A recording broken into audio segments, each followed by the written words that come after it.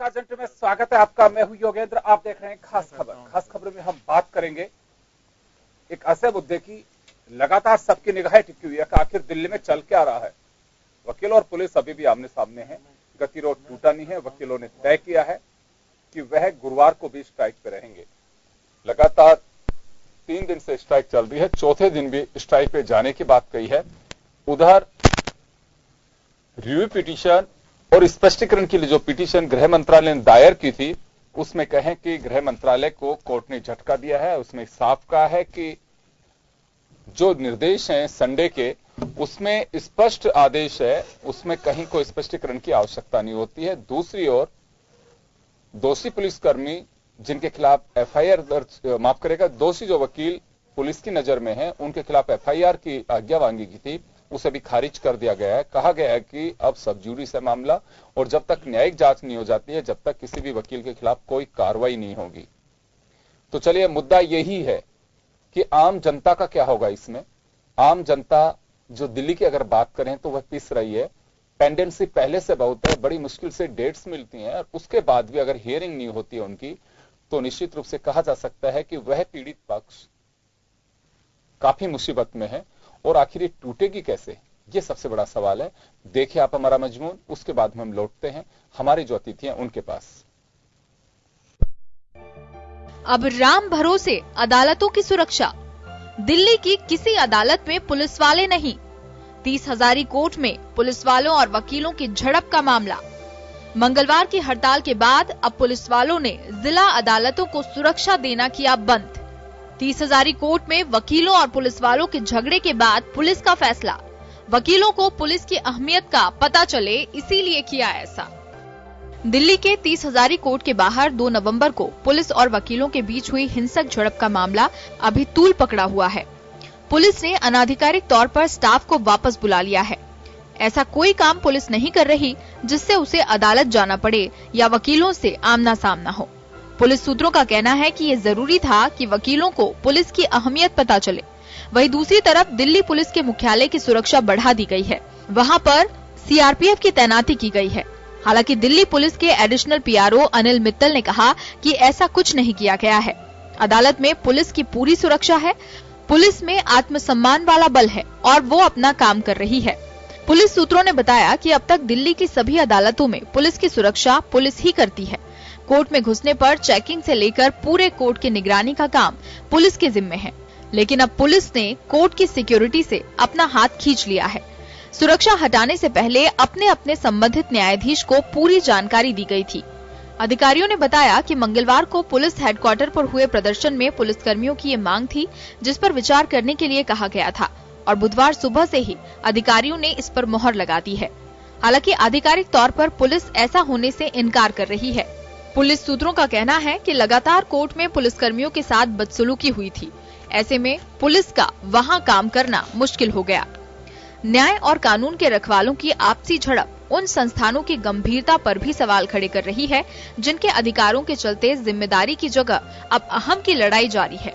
एक छोटी सी पार्किंग की बात पर बिगड़े हालात अनियंत्रित हो रहे हैं, जो सोचने पर मजबूर करता है कि देश की 1.5 अरब जनता को किस गुणवत्ता का न्याय मिलता होगा।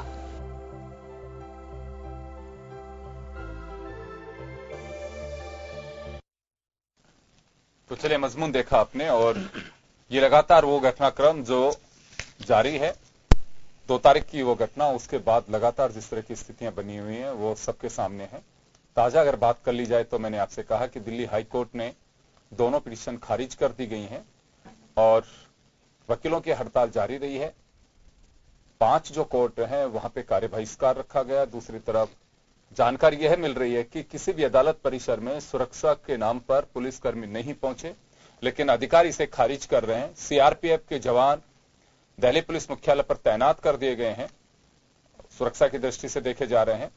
तो चलिए, ये घटनाक्रम जारी है, लेकिन बड़ा सवाल यह है कि आखिर ये टूटेगा कैसे। मेरे साथ इस वक्त जीडी बंसल साहब हैं, वरिष्ठ अधिवक्ता है और काउंसिल के पदाधिकारी भी रहे हैं। हमारे साथ राजपुरोहित साहब, भूपेंद्र राजपुरोहित जी समीक्षक हैं, अनिल गोठवाल साहब पूर्व राजस्थान पुलिस सेवा के अधिकारी हैं शिवचंद साहू साहब हमारे साथ हैं, भाजपा नेता हैं, अधिवक्ता हैं, सभी का स्वागत है। मैं बंसल साहब आपके पास आना चाहूंगा एक बार।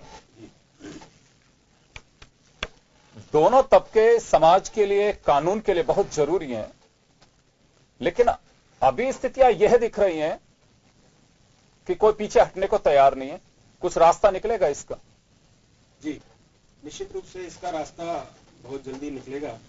और मेरी जानकारी में जो आया है कि पुलिस ने जो कार्रवाई की है वकीलों पर, वह पूर्णतः अनुचित है और केवल एकमात्र छोटे से विवाद को लेकर के इतना बड़ा विवाद जो खड़ा किया है पुलिस ने, वो भी पूर्णतः जो है कॉन्ट्रेरी टू द लॉ है। और विवाद क्या था? विवाद सिर्फ मात्र एक किसी कार को पार्किंग को लेकर था। और सामान्यतः हम अदालतों में देखते हैं, जयपुर की अदालतों में भी आप देखते हैं, और विशेष तौर से दिल्ली, बॉम्बे और कलकत्ता मेट्रो की जितनी भी अदालतें हैं वहाँ देखते हैं, वहाँ ओवर क्राउडेड है। ओवर क्राउड होने की स्थिति में अधिवक्ता को निश्चित रूप से एक समय पर पहुंचने की जल्दी होती है और अधिवक्ता समय पर पहुंचने की प्रयासरत होता है। इसी के क्रम में उन्होंने अगर कोई कार आगे पीछे भी खड़ी कर दी या खड़ी करने का प्रयास किया, तो पुलिस को इस प्रकार का कोई बर्ताव नहीं करना चाहिए था। और ये बात पुलिस के उच्च अधिकारियों के भी जानकारी में रही है, लेकिन उच्च अधिकारियों ने इस प्रकार से कोई कॉग्निजेंस नहीं लेते हुए उन्होंने सिर्फ जो है आदेशात्मक रूप से कार्रवाई की है, जो पूर्णतः अनुचित है। लेकिन मुझे पूर्ण विश्वास है, क्योंकि पुलिस और वकील दोनों एक सिक्के के दो पहलू हैं। समाज में जो लॉ एंड ऑर्डर की स्थिति है, उस लॉ एंड ऑर्डर की स्थिति को कंट्रोल, रेगुलेट और संचालित करने के लिए इन दोनों की बहुत महत्वपूर्ण भूमिका है। और मैं आशा करता हूं कि बहुत जल्दी ही जो है इसमें निश्चित रूप से कोई समाधान निकलेगा। चलिए, अनिल गोटवाल साहब हमारे साथ हैं इस वक्त, राजस्थान पुलिस सेवा के पूर्व अधिकारी हैं। गोटवाल साहब, आपको सारा कुछ माजरा समझ में आ गया होगा, सारी चीजें जो है आपके सामने है, किसी से कुछ छिपी नहीं है। नहीं, ये अभी बंसल साहब ने कहा कि पुलिस को संयम रखना चाहिए था, और यहां आरपीएस एसोसिएशन है, उसने ऐलान किया है कि दोषियों के खिलाफ कार्रवाई हो। फिर दोषी कौन है? नहीं, दोषी आप जैसे बताया गया कि पार्किंग को लेके विवाद हुआ और वकील साहब को जाने की जल्दी थी और वो उन्होंने गाड़ी वहां पार करके और वो कोर्ट करना चाहते थे, ऐसा विदित हुआ है। इस प्रक्रिया के अंदर मान लो एक पुलिस अधिकारी ने जिसने भी गलत काम किया है उसको आइडेंटिफाई करके और उसके खिलाफ कार्रवाई की जानी चाहिए थी, ऐसा नहीं हुआ। लेकिन वहां भीड़ की भीड़ वापस वहां चली गई और ये नोकझोंक हुई और उसके बाद में जो ये प्रकरण हुआ, ये ऐसा पता चला कि पुलिस की तरफ से फायरिंग भी हुआ है और उसमें कोई चोटग्रस्त भी हुआ होगा। मैं ये कहता हूं कि मान लो ये भी हुआ तो कंडक्ट जो था, दोनों को ही धैर्य और संयम बरतना चाहिए था। लेकिन ये समझाए कौन?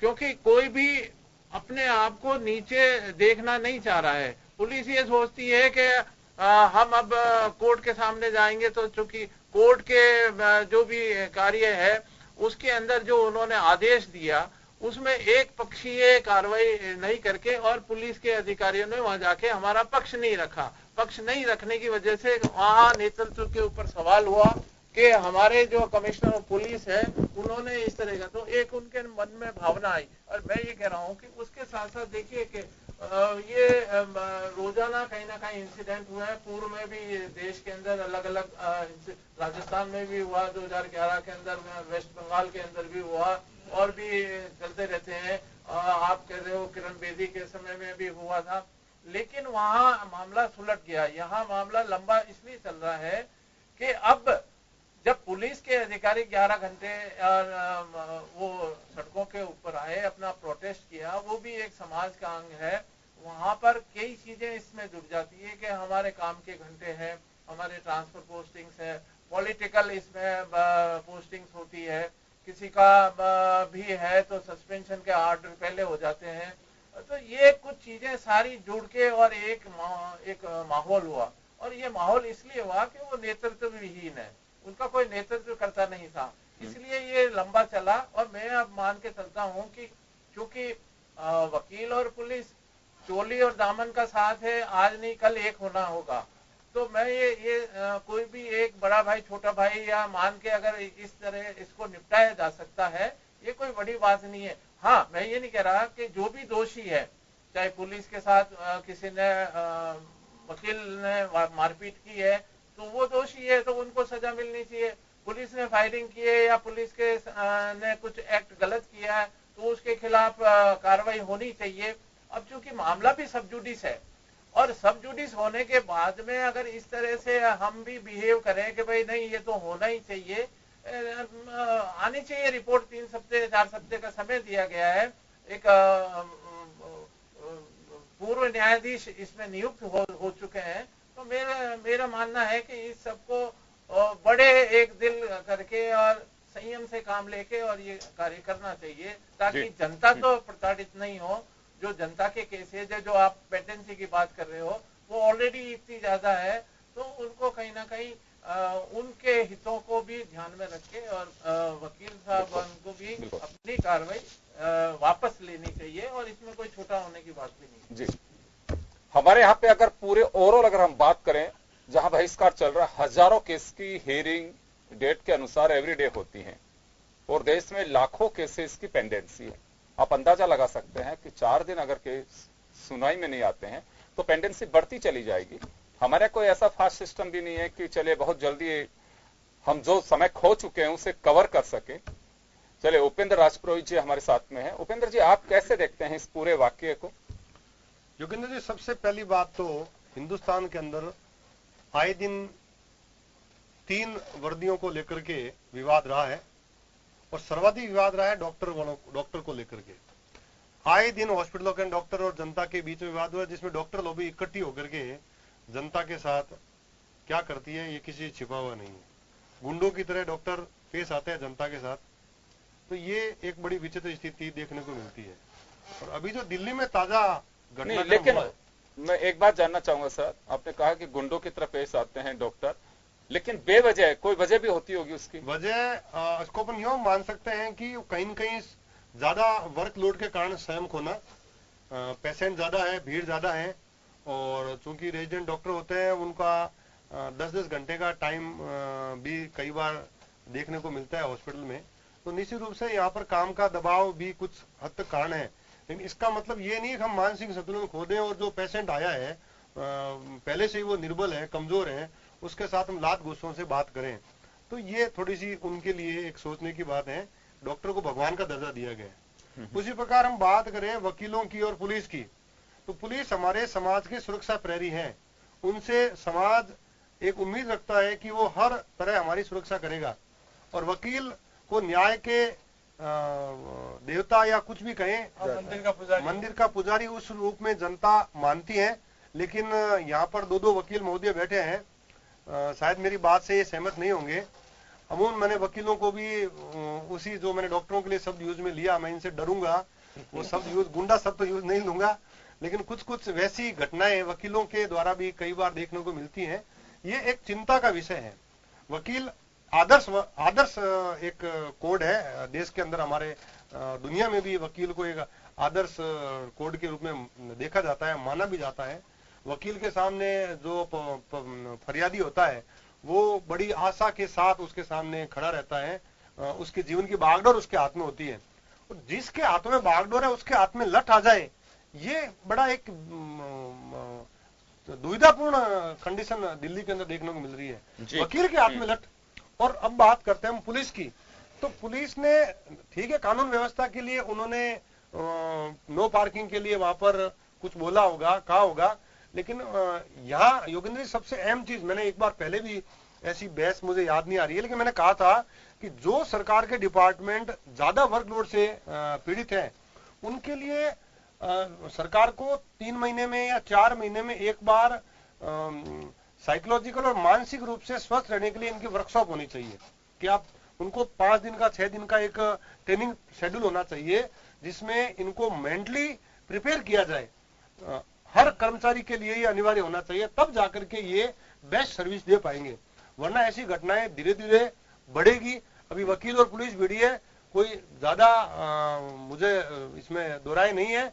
आने वाले समय में जनता और वकील भी लड़ने लगे, जनता और पुलिस लड़ने लगे और वो स्थिति देश के लिए विस्फोटक स्थिति होगी ये बड़ा चिंता का विषय है। मैं आऊंगा आप लोगों के पास में, मैं एक बार साहू साहब के पास में जाना चाहूंगा। साहू साहब दोहरी भूमिका में इस वक्त भाजपा नेता भी हैं। साहू साहब, दिल्ली में पुलिस केंद्र सरकार के अधीन है, यानी कि गृह मंत्रालय के पास में है।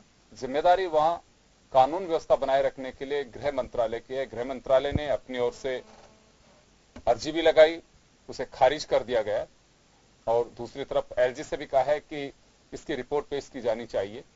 लेकिन अब दोनों तरफ से जो स्थितियां दिखाई दे रही है उससे तो मुझे लगता नहीं है कि तुरंत में कोई गतिरोध टूटने की स्थितियां दिखाई दे रही हूं।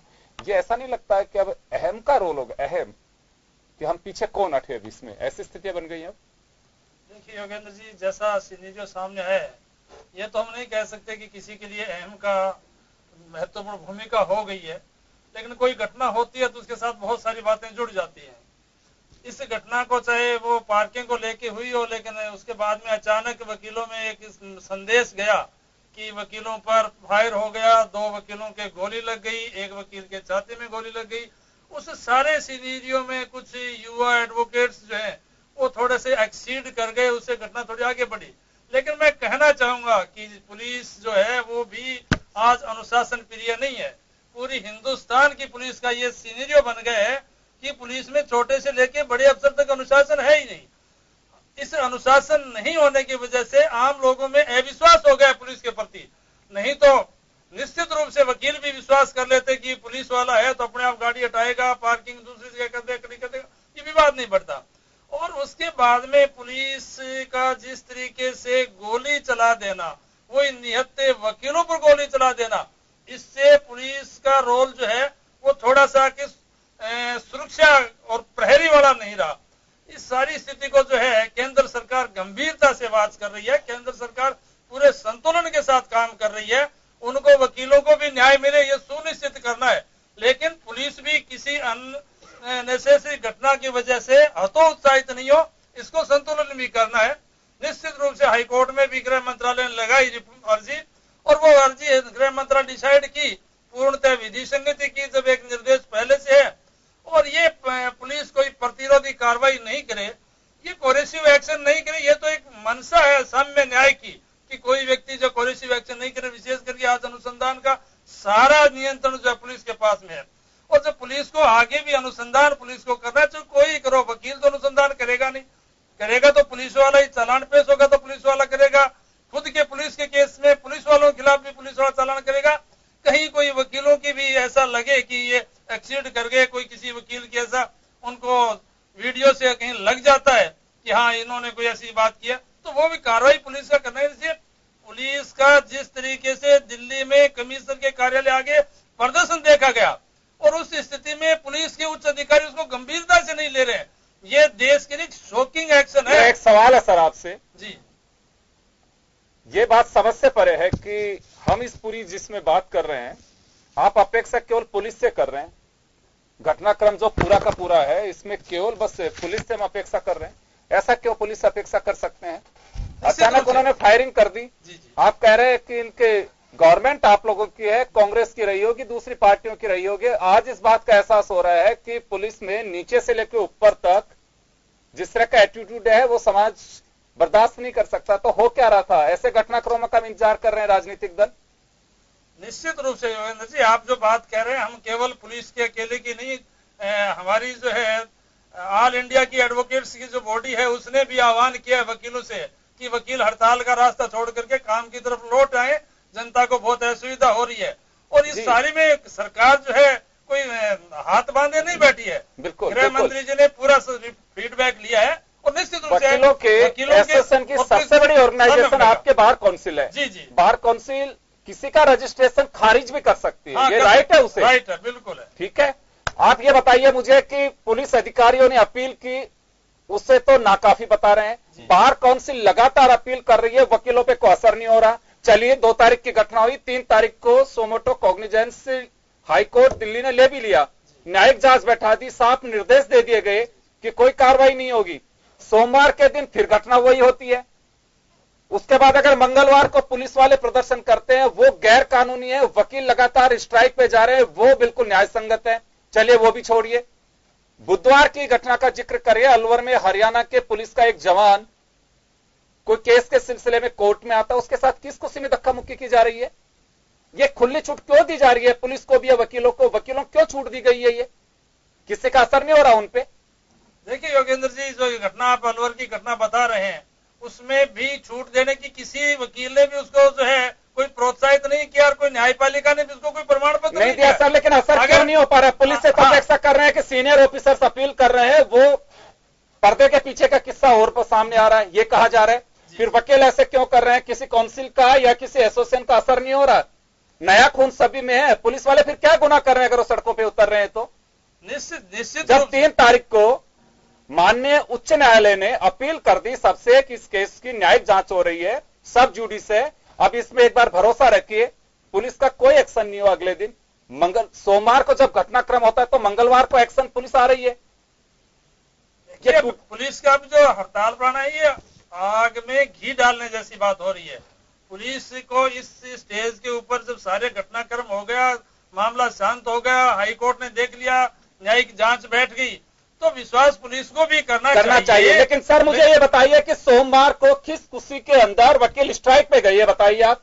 वकीलों का भरोसा नहीं है दिल्ली हाईकोर्ट पे? वकीलों की स्ट्राइक पहले से ही चल रही है, उसमें जब समझौता होगा तो दोनों के साथ समझौते की बात, जब माननीय उच्च न्यायालय ने यह बात कह दी कि सब जुडिस मामला है और किसी भी अधिकारी, कोई भी वकील की गिरफ्तारी नहीं होगी जब तक जांच लंबित रहेगी। क्लियर हो गया? उसमें कहीं कोई पुलिस ने कोई एक्शन भी नहीं लिया। फिर उसके बाद में वकील किस खुशी में स्ट्राइक पे हैं? देखिए योगेंद्र जी, वकील स्ट्राइक पर तो आज केवल दिल्ली के वकील हैं। वकील तो हिंदुस्तान का बहुत लंबा चौड़ा है सर। लंबा बहिष्कार चल रहा है सर, बहिष्कार चल रहा है, बहिष्कार चल रहा है। हिंदुस्तान का बहिष्कार नहीं है, केवल दिल्ली का है। और वह ताजा घटना हुई है, वकील अभी भर्ती हैं, बहुत सारी बातें हैं, मुद्दे में कितनी गंभीरता है, सारे फैक्ट आए, क्या जांच आ रही है। घटना को देखे उचित कोई नहीं ठहरा सकता। समाज में कोई स्थान नहीं है किस तरह की घटनाओं का कोई से बर्दाश्त करे। निश्चित रूप से हर कोई से खारिज करेगा। लेकिन जो घटना हो चुकी उसके बाद का क्या होगा? केवल बस हमें टकराव की स्थितियों से उसे नॉर्मल करना चाहेंगे। हाँ बिल्कुल, बंसल साहब कुछ कह रहे हैं। इसमें ऐसा है कि निश्चित रूप से 4 तारीख को हमारे वकील भाइयों की ओर से एक सांकेतिक हड़ताल रखी थी, स्ट्राइक रखी थी। उसके बाद हमने उसी दिन 4 तारीख को उस स्ट्राइक को समाप्त कर दिया और अब वकील भाई हमारे सभी पूर्णतः न्यायिक कार्यों में व्यस्त हैं और न्यायिक कार्यों में भाग ले रहे हैं। अब वर्तमान में वकीलों की ओर से किसी प्रकार का कोई प्रोटेस्ट नहीं किया जा रहा है। अब लेकिन उसके बावजूद भी घटना जो भी हुई, प्रारंभ कहां से हुआ, अंत कहां हुआ, ये एक बड़ा विषय है। लेकिन चूंकि जब 4 तारीख को हमने एक दिन की सांकेतिक स्ट्राइक करके उसे विड्रॉ कर लिया और आगे उसे कंटिन्यू नहीं किया, तो पुलिस को क्या 5 तारीख को इस प्रकार का कोई प्रदर्शन करना चाहिए? क्योंकि पुलिस के ऊपर ज्यादा जिम्मेदारियां हैं। नो डाउट, मैं मानता हूं वकील भी एक समाज का बहुत महत्वपूर्ण भाग है। लेकिन जब 4 तारीख को ये इस विषय का अंत हो गया, तो क्या 5 तारीख को, मेरा अपने आप से भी सवाल है, आपसे भी सवाल है, आपके टीवी चैनल के माध्यम से पुलिस के जो आला अफसर हैं उनसे भी सवाल है और आम जनता से भी सवाल है कि क्या 5 तारीख को पुलिस को ऐसा प्रदर्शन करना चाहिए था? और क्या पुलिस इस प्रकार का प्रदर्शन करने के लिए किसी भी प्रकार से अधिकृत है? इसका उत्तर तो मैं निश्चित रूप से नकारात्मक पाता हूं, परंतु फिर भी जो मेरा एक छोटा सा सवाल है सर आपसे। जी, मुझे बहुत अच्छे से ध्यान है जी, जयपुर के अंदर ही जी माननीय सीजेआई जी आए थे और उन्होंने कहा था जी बड़ी नाराजगी जताते हुए कि वकील तबके को स्ट्राइक पर नहीं जाना चाहिए, देश हित में नहीं है, हमारे पास में पेंडेंसी इतनी है और अगर आप स्ट्राइक पे जाते हैं तो लगता है कि हम लोग न्याय संगत काम नहीं कर रहे हैं। कितना असर हो पा रहा है? पुलिस से के अलावा हम अपेक्षा क्यों कर रहे हैं कि पुलिस वालों को स्ट्राइक पे नहीं जाना चाहिए, पुलिस वालों के साथ में ये नहीं होना चाहिए, तो सभी को साथ में मिलकर के क्यों नहीं करना चाहिए? चलिए वो घटना हुई, क्या आवश्यकता थी साकेत कोर्ट पे अगले दिन ही एक पुलिसकर्मी के साथ में इस तरह की मारपीट हो रही है? देखिए, आपका कहना कुछ हद तक ठीक है। अब जो मारपीट साकेत कोर्ट में हुई या की गई, वो यह जरूरी नहीं है कि किसी अधिवक्ता ने की हो। वीडियो मैंने भी निश्चित रूप से वो देखा है। मैं तो सर ये कहूंगा, अगर काले कोट के अंदर कोई पहन करके अगर कोई अपराधी भी ऐसा कर रहा है तो मुझे लगता है कि तो वकीलों को पहल करनी चाहिए थी कि खुलेआम काला कोट कोई पहन करके बिना वकील हुए कि पुलिसकर्मी के साथ या किसी आम आदमी के साथ में ऐसी मारपीट कैसे कर सकता है? अभी तक वकीलों ने यह पहल क्यों नहीं की कि वास्तव में वो लॉयर था भी कि नहीं था? तो अब ये विषय जांच का विषय है और ये जांच होने के पश्चात ही पता लग पाएगा कि वो जिस व्यक्ति ने भी इस प्रकार का कोई कृत्य किया है वो वकील है या नहीं है। क्योंकि मैं बार काउंसिल में वाइस चेयरमैन भी रहा हूँ और वर्तमान में मेंबर भी हूँ, और बार काउंसिल ऑफ इंडिया वकीलों की हमारी अपेक्स बॉडी है, और वहाँ से ही हमारे सारे रूल्स रेगुलेशंस और सारी चीज़ें संचालित होती हैं। Rajasthan bar council state body है, और बार काउंसिल ऑफ इंडिया के संज्ञान में आया कि कुछ लोग बगैर रजिस्ट्रेशन के, बगैर सनद प्राप्त किए ही काले कोट के रूप में घूम रहे हैं, और वो विभिन्न अदालतों में उपस्थिति भी दे रहे हैं। इसके लिए बार काउंसिल ऑफ इंडिया ने एक रिन्यूअल का लॉ डेवलप किया और रिन्यूअल्स के रूल बनाए, और अब प्रत्येक 5 वर्ष से अधिवक्ताओं का नवीनीकरण होता है रजिस्ट्रेशन का, और उसमें समस्त डॉक्यूमेंट अभी चल रहा है, प्राप्त किए राजस्थान में अभी चल रहा है, और वो निश्चित रूप से चलता रहेगा। और उस पुनः वेरिफिकेशन में काफी करीब आऊंगा बत्सर साहब, आपके पास आऊंगा मैं, गोठवाल साहब के पास जाना। गोठवाल साहब, अपेक्षाएं पुलिस से ही है अभी कि पुलिस को ऐसा नहीं करना चाहिए था, पुलिस क्यों सड़कों पे गई? देखो, पुलिस के अंदर डिसिप्लिन फोर्स है, और डिसिप्लिन फोर्स को रोज अपना धैर्य का इम्तिहान देना पड़ता है। कभी कहीं लॉ एंड ऑर्डर या कानून व्यवस्था की स्थिति होती है, जनता के साथ है या और कुछ साहब, मैं लौटूंगा, आपका जवाब मैं लूंगा। यहाँ एक छोटे से ब्रेक के लिए रुक रहे हैं। उनके साथ रोज परिवार के अंदर और समाज का हिस्सा ही नहीं रहता है। अभी वकील साहब ने जरूर अच्छी बात की, साहू साहब ने, कि कुछ समय के टर्म के ऊपर मैं तो ये कह रहा हूं कि जो एडवोकेट है और पुलिस है, इनका कोई 6 महीने साल में ऐसा एक इंटरेक्शन होना चाहिए, और दोनों को ही इस तरह की एक ट्रेनिंग या एक ऐसा प्रोग्राम चलाना चाहिए कि एक दूसरे की जो कमियां है या एक दूसरे में जो इसको अपने प्रोफेशन को लेके, क्योंकि ये का यही हाल चाहे पुलिस का हो, वकील का हो, वो घर वालों को समय नहीं दे पाते हैं। उनका साइकोलॉजिकल जो होता है वो इतना पेशेंस कैसे रख सके और कैसे सौहार्द बनाए रख सके, ये कुछ चीजें हैं। तो ये इंटरेक्शन होना चाहिए। मैं आपको बताऊं, ये तो सास बहू का झगड़ा है एक तरह से, ये फिर एक होंगे, ये कहीं जा नहीं सकते, क्योंकि दोनों ही कानून व्यवस्था में अपनी अपनी भूमिका अदा करेंगे और ये करनी पड़ेगी। ऐसा नहीं है कि ये अलग हो सकते हैं, अलग हो ही नहीं सकते, कुछ पीरियड है, लेकिन इसको धैर्य और संयम के साथ हमारे को काम में लेना पड़ेगा। मैं ये मान के चलता हूँ कि हमारी परिस्थितियां देखिए, ट्रांसफर हो जाता है, सस्पेंशन हो जाता है, परिवार वाला कहते हैं आपकी गलती नहीं है, फिर भी आप हो गए। आप देखिए कि समाज के अंदर एक वो लग जाता सबका। मैं ये नहीं कह रहा हूँ कि पुलिस के अंदर भी कोई सारे अच्छे हैं, उसमें भी कहीं ना कहीं आइडेंटिफाई करके उनके खिलाफ भी कार्रवाई करनी चाहिए। आप ये देखिए कि पोस्टिंग्स नहीं रहते हैं, कुल मिला के 14 घंटे कानून व्यवस्था की स्थिति में इन्वेस्टिगेशन करें या डंडा लेके खड़ा रहे। हमने पुलिस रिफॉर्म्स की खूब चीजें आई है, लेकिन कोई सुधार का सरकार वो नहीं देती। इवन पॉलिटिकली पार्टी और जो सत्ता में जो भी पार्टी है, वो उसको टूल बना के यूज करते हैं कि आज ये कर दीजिए, आज ये ऑर्डर कर दीजिए, नहीं तो ट्रांसफर हो जाएगा। तो आप ये देखिए कि बहुत एक ऐसे व्यथित होके वो पुलिस कर्मचारी अपनी ड्यूटी का अंजाम दे रहा है। तो मेरा ये मानना है कि उनको भी संयम से काम में लेना चाहिए।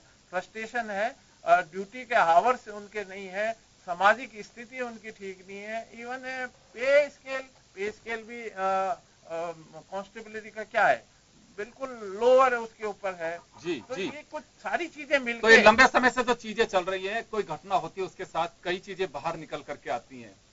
गौर फिर उस पर भी किया जाना चाहिए कि आखिर ऐसा क्यों हो रहा है। कहीं ऐसा तो नहीं है कि काम के दबाव की वजह से ऐसा हो रहा है। कानून व्यवस्था के नाम पे आप पे प्रेशर है, सामने वीआईपी है, हर व्यक्ति वीआईपी है, ये भी एक हमारे यहाँ कल्चर है। अगर पुलिस कांस्टेबल ने आपको उस वक्त सैल्यूट नहीं की तो आपकी जान में गुस्ताखी है। सामने वाले की अगर बात नहीं मानी तो उसके लिए परेशानी है। और अगर कानून कोई तोड़ के चला जाता है तो बड़े वाला अधिकारी है, वो सस्पेंड के ऑर्डर तैयार रखता है कि घर जाइए, फिर तुम्हारी जरूरत क्या है, करे क्या। खैर चलिए, लेकिन मुझे लगता है कि सोचने की आवश्यकता है। और हमारे यहाँ पे संविधान ने 3 स्तंभ बनाए हैं, न्यायपालिका, व्यवस्थापिका, कार्यपालिका। तो ये सबकी लिमिट्स बनी हुई हैं, सारी सिस्टम है, लेकिन बावजूद उसके अभी जैसे कहा कि नीचे से ऊपर तक ही सारा सिस्टम बड़ा गड़बड़ है, तो इसका रिव्यू होना चाहिए। रिव्यू करेगा कौन? सरकारें जब बैठती हैं तो केवल बस इतनी सी नहीं कि मुझे 5 साल निकालना है, अगले वाला आएगा जो देखेगा। मुझे लगता है अगर वास्तव में कहीं पे सिस्टम में खामी पैदा हो रही है और ऐसा नहीं हो कि वो एक बड़ा नासूर बन जाए जो हमारे काबू में भी ना आए, समझ से परे हो, तो ये सब चीजें सॉर्ट आउट समय रहते की जानी चाहिए। अराजकता का कोई स्थान नहीं है हमारे यहाँ समाज में, इसको जरूर दुरुस्त करना चाहिए। मैं एक बार फिर जाना चाहूंगा उपेंद्र राजपुरोहित जी के पास में। उपेंद्र जी, 2 बातें निकल करके आ रही हैं। जनता यह कहती है कि वकीलों की पहली घटना नहीं है ये, किस तरह की घटनाएं अक्सर होती रहती हैं। 5-7 लोग इकट्ठे होते हैं, वो किसी भी घटना को अंजाम देते हैं तो यूनिटी बन जाती है। घटना पर्सनल होती है तो उसके नाम पे कार्य बहिष्कार शुरू कर दिया जाता है। पुलिस अपना आपा खो रही है, अगर उसे लगता है कि घटना कहीं और की है, लेकिन जो सामने आता है फिर उस पर डंडे बरसाना शुरू कर देती है। इस आपा क्यों खोया जा रहा है? या फिर ये कहें कि बिल्कुल सब सिस्टम ही बेलगाम हो रहा है? देखिए योगेंद्र जी, पुलिस का आपा खोने का तो कारण बिल्कुल स्पष्ट है कि वर्कलोड बहुत ज्यादा है। एक पुलिसकर्मी मेरे हिसाब से सर, लेकिन समाज में किसे कैसे उचित ठहराया जा सकता है? अगर वर्कलोड है बिल्कुल इसके तो लिए कोई न्याय की अपेक्षा करता है? बिल्कुल इसके लिए पुलिस के लिए मैंने अभी पहले भी निवेदन किया था और मैं फिर कहूंगा कि एक मेंटली ब्रीफिंग वर्कशॉप होनी चाहिए पुलिस कर्मियों के लिए। और जो भी सरकारी कर्मचारी जहां पर ज्यादा वर्कलोड से दबे हुए डॉक्टर हैं या इंजीनियर्स वगैरह है जिन पर वर्कलोड ज्यादा है, लेकिन यहाँ वकीलों के लिए बड़े ऐसे इनके ऊपर क्या वर्क, इनका खुद का वर्कलोड है, ये चाहे जितना काम करें चाहे न करें, कोई इनके लिए बाध्य नहीं है। तो ये आपा क्यों खो रहे हैं, मेरे को बड़ी अजीब लग रहा है। मैं यहाँ साउद जी और वकील साहब बैठे हैं, वकील साहब ने भी स्वीकार भी कर लिया कि 10% को छोड़ करके देखिए, तो सभी जगह होते हैं कि 10% हो, 5% हो, मान ले, हो सकते चलो हैं। 10% मान ले कि जो भी कुछ ऐसे तत्व आ गए हैं जो वकालत के पैसे पर एक दब्बा लगा रहे हैं, ये इस पर अंकुश लगाना इनके जो बार काउंसिल है, चाहे राजस्थान बार काउंसिल है, स्टेट बार काउंसिल है, चाहे नेशनल बार काउंसिल है, उसकी ड्यूटी बनती है कि ऐसे जो वकील जो वकालत के पैसे पर कहीं न कहीं नेगेटिव प्रहार कर रहे हैं, वकालत के पैसे को बदनाम कर रहे हैं, उन पर अंकुश लगाना बार काउंसिल की नैतिक ड्यूटी बनती है। कहीं न कहीं बार काउंसिल को इस पर एक्शन लेना चाहिए और ऐसे वकीलों को बॉन्ड करना चाहिए कि भाई आप इस पर, अब जो कल की घटना हुई है तो मुझे आप जांच में आ जाएगा निश्चित तौर पर। जो भी वकील महोदय थे निश्चित तौर पर वो अपने पैसे के प्रति सीरियस नहीं होंगे। एक आदर्श वकील कभी भी इस प्रकार की, जो जनता को खुद सिखाता है कि अपराध करना दंड एक गलत चीज है, संवैधानिक रूप से दंडनीय अपराध है, और वो खुद वहां पर अपराध कर रहा है, तो निश्चित रूप से उससे क्या अपेक्षा की जा सकती है कि वो अपराध के बारे में जनता को जागरूक करेगा। तो कहीं न कहीं मैं यहाँ पर पुलिस की तुलना में दोषी काले कोट को मान रहा हूँ। काला कोट निश्चित रूप से इसमें दोषी है और पहले की बहुत सारी घटनाएं ऐसी मेरे जहन में आ रही है। मैं चर्चा करूं तो शायद पूरा टाइम उसमें खत्म हो जाएगा। बार बार मैंने ये नोट किया है कि कहीं न कहीं काला कोट दोषी पाया गया। जी, मैं एक बात कहना चाह रहा था कि आज आप एक उदाहरण पेश करें, शायद आप बार काउंसिल के पदाधिकारी रहे हैं, एक भी मैंने आज तक नहीं सुना कि बार काउंसिल ने इस वकील की सनद को खारिज कर दिया और उसको घर बिठा दिया। नहीं ऐसा जबकि पुलिस डिपार्टमेंट में आए दिन सस्पेंड होते हैं, ट्रांसफर हो जाता है, लेकिन ऐसा उदाहरण पेश करना चाहिए जो इतनी बड़ी घटना हुई है, वो एक लोगों में, जनता के अंदर मैसेज जाए, वो दिखाई नहीं दे रहा। न्याय को दिखना भी चाहिए कि आप न्याय कर रही है, बार काउंसिल न्याय कर रही है, तो ऐसे जो आपके शीप ऐसी है उन भेड़ों को दूर निकालना चाहिए ताकि ये पेशा बदनाम नहीं हो। अच्छा नोबल पेशा है तो ऐसे को आइडेंटिफाई करके उनके खिलाफ कार्रवाई जरूर होनी चाहिए। नहीं, देखिए ऐसा है कि बार काउंसिल निश्चित रूप से कार्रवाई करती है और मेरे पास अभी रेडीली वो डाटा अवेलेबल नहीं है, नहीं तो मैं निश्चित रूप से आपको बताता। और बार काउंसिल निश्चित रूप से डिसिप्लिनरी एक्शन वकीलों के अगेंस्ट में लेती है। आप तो वकील साहब पूरी डेटा मत बताइए प्लीज, आप एक दो नाम बता दीजिए। प्रेम सुराना रहा, यहाँ का ही एडवोकेट है, यहाँ का ही घटना है। प्रेम सुराना जी का भी कैंसिल हुआ, इसके अलावा और भी, और दिल्ली बार काउंसिल से करीब मैं समझता हूँ करीब 1000 से ऊपर वकीलों का रजिस्ट्रेशन कैंसिल किया है। ऐसा नहीं सर, प्रेम सुराना जी का कैंसिल हुआ उसका कारण भी आपको भी पता है और मुझे भी पता है सर। आज की कारण तो वकील ने बात एक्शन क्या रही है? वो किस कारण से हुआ? राजपुरोहित जी, मैं आपकी बात का जवाब देना चाहता हूँ। राजपुरोहित जी, ये सीरीज देख रहे हैं, इसमें वकील के खिलाफ एक्शन वाला कोई नजर नहीं आ रहा। आप इसको सोच रहे होंगे। मैं बताता हूं। सडन प्रोवोकेशन की जो घटनाएं सामने आ रही है, इसको आप अपराध की श्रेणी में नहीं ला सकते। मोटरसाइकिल पे पुलिस कर्मी बैठा है, उसको डंडों से पीटा जा रहा है। मैं बताता हूं। जैसा जीडी बंसल साहब ने बताया, बताइए वो क्या है? वो जीडी बंसल साहब ने बताया कि ये तो जांच का विषय है कि वो वकील है या नहीं है। आपको एक एक पॉइंट निश्चित रूप से जवाब केवल कोर्ट में घटना, कोर्ट में भी है ना सर, काले कोर्ट में भी देखिए अभी आ जाएगा। आप बोलने के देखिए, ये जो घटना, मैं ब्रीफ में बिल्कुल अपनी सूक्ष्म में अपनी बात कहना चाहता हूँ। ये जो घटना हुई, ये सिर्फ एक छोटे से विषय को लेकर हुई, पार्किंग को लेकर। सडन प्रोवोकेशन में हुई। अब पार्किंग को लेकर के अगर कोई घटना हो गई, सर मैं बताता हूँ। सर आप पूरी घटना को समझिए राजपुरोहित जी, आपकी बात कहना निश्चित रूप से सही है, आपको कहने का पूरा हक है। ये जो घटना हुई, क्या इस तरह की घटनाओं पर कि इस तरह की घटनाओं की पुनरावृत्ति होनी चाहिए? क्या आज हमारे यहाँ बनी पार्क सेशन कोर्ट में भी पार्किंग की एक समस्या थी? अभी हमारे नव निर्वाचित बार एसोसिएशन पार्किंग बनी पार्क के अध्यक्ष हैं अनिल जी, उन्होंने बहुत अच्छा कार्य किया है, पार्किंग व्यवस्था को सुचारू रूप से किया है। हाईकोर्ट के बाहर अगर आप जाकर के देखेंगे तो बाहर रोड पर हमें गाड़ियां लगानी पड़ रही है। उसका मुख्य कारण क्या है? उसका मुख्य, जैसे आपने अभी मेरे को पहला सवाल यही किया कि क्या भविष्य में इस प्रकार की पुनरावृत्ति हो, या इसका पटाक्षेप कैसे हो, इसका अंत कैसे हो, और दोबारा इस प्रकार की कोई घटना नहीं हो, उसका कारण हमें ढूंढना है। बंसल जी, उसका कारण मैं इसमें निवेदन करूंगा।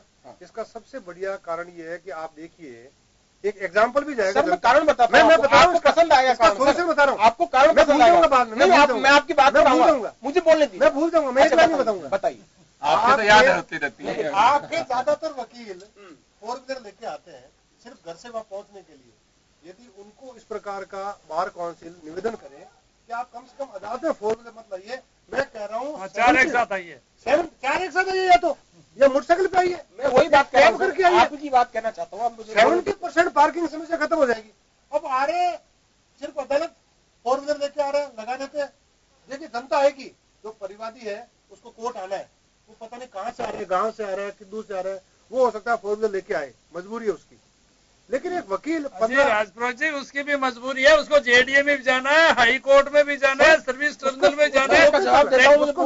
प्रैक्टिकली आपको पता नहीं है कि एक एडवोकेट को दिन में कितनी जगह जाना है। लोकल चल रहा है। अरे सर मैं आपका जवाब दे रहा हूँ सर। राजपुरोहित जी, आपने जो कहा कि वकील को 4 व्हीलर सामूहिक रूप से आना चाहिए। अगर मैं साहू साहब की कॉलोनी में रह रहा हूँ तो मुझे इनकी कार में आना चाहिए। आपका कहना निश्चित रूप से कुछ हद तक ठीक है, लेकिन उसमें जो है व्यवहारिक रूप से बड़ी समस्याएं हैं। क्या है कि जो हम हमारे साथ बस्ता लाते हैं, फाइलें लाते हैं, उसमें जो है पूरा किसी वकील साहब के पास 2 बस्ते होते हैं, किसी के पास 3 होते हैं, किसी के पास जो है बहुत सारी फाइलें होती हैं, तो वो एक साथ सामूहिक रूप से नहीं चल सकती है। एक बात। दूसरी बात क्या है कि मैं और साहू साहब सपोज एक ही कॉलोनी में रह रहे हैं। अब सपोज उसी कॉलोनी का कोई विवाद है और उस विवाद में एक पक्षकार ने साहू साहब को एंगेज किया, एक पक्षकार ने मुझे एंगेज किया। अब हम दोनों ही अगर एक कार में जाते हैं तो निश्चित रूप से दोनों पक्षकार इस बात से जो है कंफ्यूज होंगे कि यार ये वकील साहब तो मेरे लिए लड़ रहे हैं। मेरे क्वेश्चन का जवाब नहीं दे रहे हैं। मैं दे रहा हूँ। अब सुनिए, मैंने ऐसा कभी नहीं कहा कि 4 वकील साथ में जाए। मैं कह रहा हूँ 4 व्हीलर न ले जाकर के आप बाइक पर जा सकते हैं। सर बाइक पर हमारे पास फाइलें होती है, कितनी फाइलें रोज जितनी आपकी सुनवाई होती है 5-7 उतनी फाइलें जाओगे आप। इसका आप कितना है सर? ये आप मेरे साथ आप कल अगर आप टेक्निकली मैं आज का एज एडवोकेट मुझे 3 जगह जाना पड़ा है आज ही।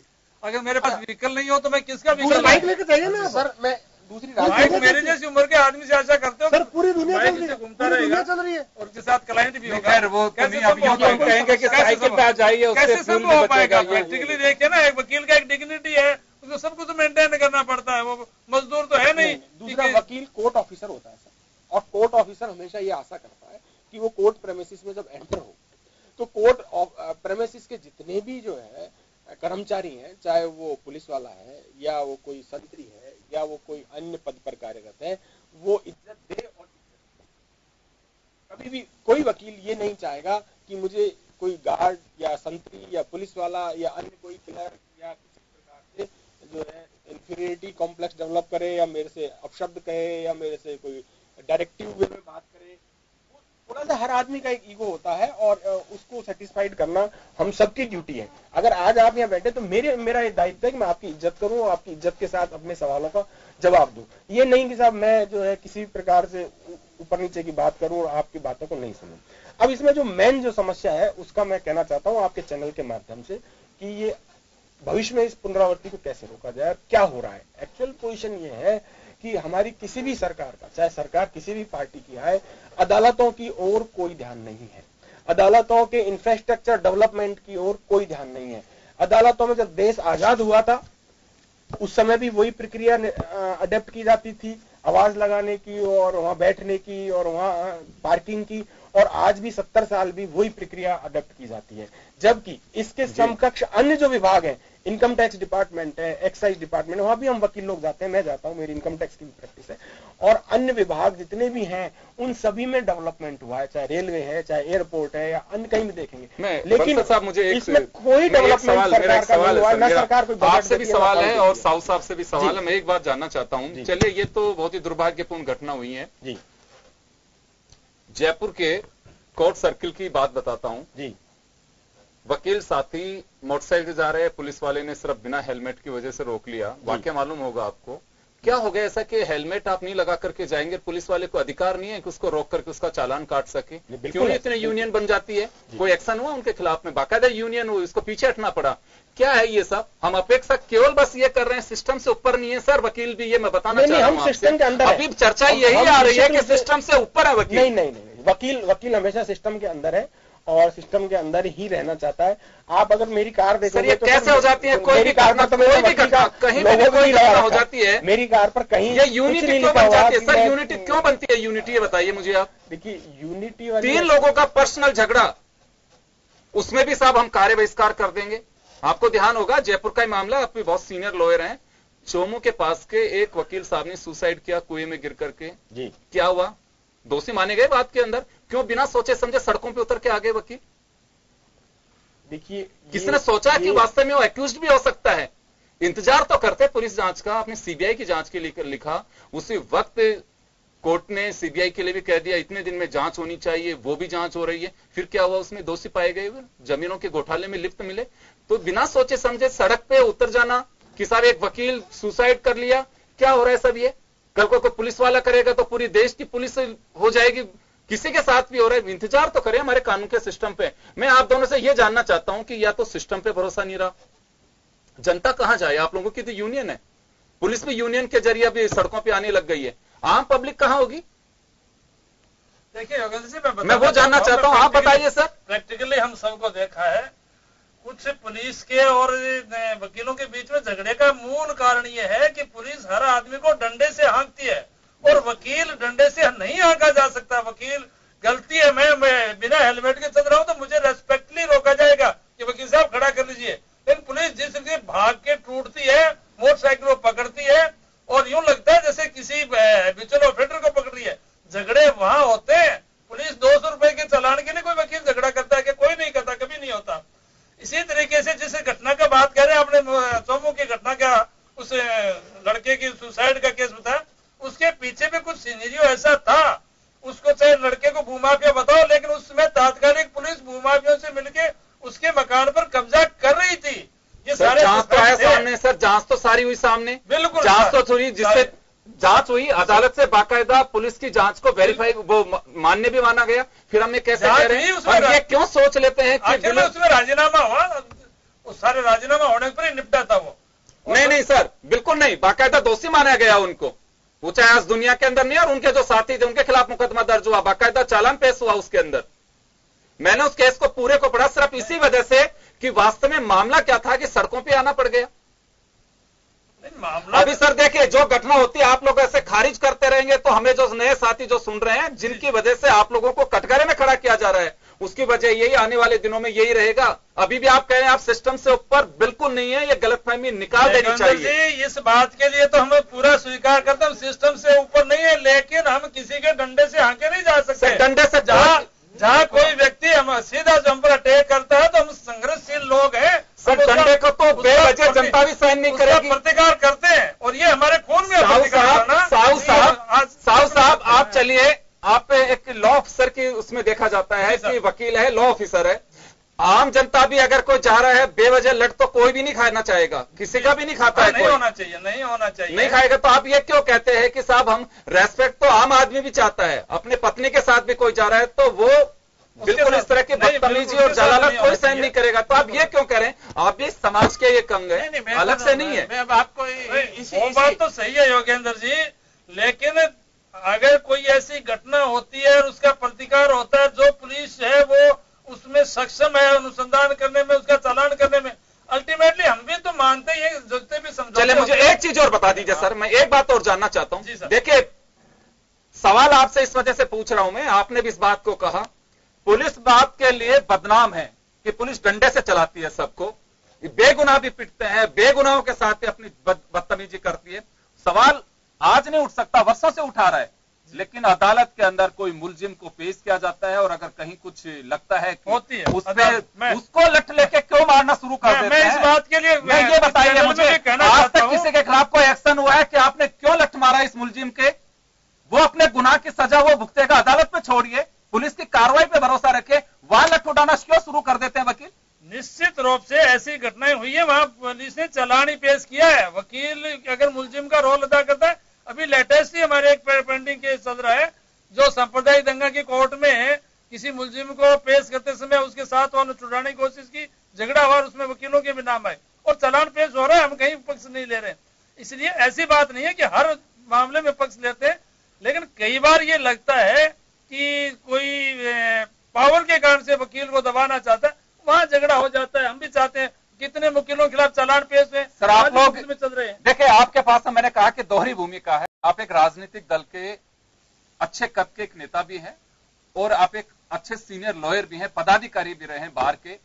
मैं तो जानना चाहता हूं कि क्या वास्तव में अब वक्त आ गया है, वक्त आ गया वकीलों को रेगुलेट जानी चाहिए, समीक्षा की जानी चाहिए। बिल्कुल, मैं आपकी बात से हो रही है, विश्वास की कमी हो रही है। तो कि वक्त आ गया है कि वकीलों को इस बात की समीक्षा करनी चाहिए कि हमें भी कुछ लोग अनायास छोटी बात को बड़ी कर देते हैं या एक्सीड कर जाते हैं, ऐसे लोगों को आइडेंटिफाई करना चाहिए, क्योंकि भुगतना उस समाज को और इस देश को पड़ रहा है पूरा। जुडिशरी में तो आप सोच सकते हैं कितनी पेंडेंसी, हम सबकी चिंता का विषय है ये जी। और कहा जाता है कि विलंब से मिला न्याय भी न्याय नहीं है, और आज तो ये बात मैं कह सकता हूं, इसमें कहीं को अतिशयोक्ति नहीं। मैं एक चीफ जस्टिस साहब के ही वो शब्द कोट करूंगा कि फैसले हो रहे हैं, न्याय नहीं हो पा रहा है। फैसले होते हैं, न्याय नहीं हो पा रहा है। निश्चित रूप से न्यायिक प्रक्रिया में इसी वजह से कानून को अंधा भी बताया गया है। मैं गोठवाल साहब के पास में जाऊंगा। गोठवाल साहब, क्या वास्तव में अगर पुलिस की कहीं पे कोई कमी है, पुलिस में संख्या बल की कमी है, उनकी सुविधाओं का अभाव है, ड्यूटी आवर्स ज्यादा हो रहे हैं, तो गुस्सा जनता पे क्यों निकाला जा रहा है? अभी क्या वास्तव में अधिकारियों की इस बात की ड्यूटी नहीं? आप लोगों के बाकायदा एक विंग बनाई हुई है कि इंफ्रास्ट्रक्चर, सोशल वर्क, इन सब चीजों के लिए कितनी क्वार्टर है, कितने वेपन्स चाहिए, कितना संख्या बल होना चाहिए, ये सारा एक पैरामीटर बना हुआ है। हमारे यहाँ कमी इतनी है, तो क्या वास्तव में इंतजार करते हैं ऐसी घटनाओं का? नहीं, इंतजार तो नहीं करते हैं। समय समय पे जो पुलिस सुधार, पुलिस रिफॉर्म के जो भी आए हैं, 2007 के अंदर एक्ट भी बनाया है, उसके अंदर पालना करने के लिए सरकार ने अपनी इच्छा भी जाहिर की है, ऐसा नहीं है। और मैं ये मान के चलता हूँ कि संसाधन की भी सरकार जो अपनी आर्थिक स्थिति के अनुसार कोशिश करती है, लेकिन बात ये आती है कि ये मानव स्वभाव है और वो भी समाज का अंग है, ये डे टू डे की एक वर्किंग है। जैसा कि अब ये संसाधन आप उपलब्ध करा देंगे तो आपके वर्किंग कंडीशंस क्या है, आपके डे आवर्स क्या है। आज हमारा सबसे ज्यादा वो है कि हम कानून और व्यवस्था के लिए एक इन्वेस्टिगेटिंग एजेंसी की हम डिमांड कर रहे हैं कि एक इन्वेस्टिगेटिंग एजेंसी अलग बनाई जाए और कानून व्यवस्था के लिए पुलिस को अलग रखा जाए। मैं माफी चाहूंगा सर, समय का अभाव है, मैं रोकना चाहूंगा आपको। कुल मिलाकर के यही है कि घटना दुर्भाग्यपूर्ण है, अपनी अपनी जिम्मेदारियों का एहसास होना चाहिए और नॉन सोशल एलिमेंट्स, अगर चाहे वो पुलिस में हो, चाहे जुडिस वकालत के पेशे में आ रहे हैं, मुझे लगता है कि सीनियर्स को उनके खिलाफ एक्शन लेना चाहिए, क्योंकि कुछ लोगों की वजह से पूरे पेशे की बदनामी होती है।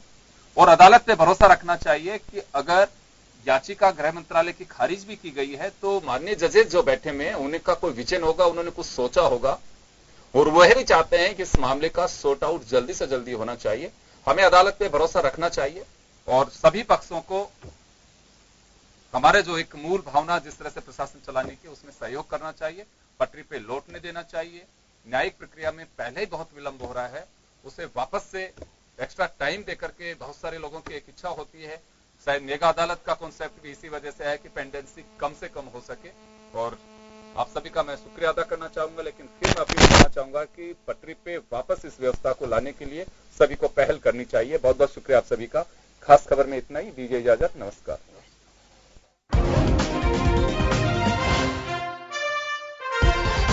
जन टीवी की लेटेस्ट अपडेट पाने के लिए हमारे चैनल को जरूर सब्सक्राइब करें और नोटिफिकेशन पाने के लिए बेल आइकॉन दबाएं।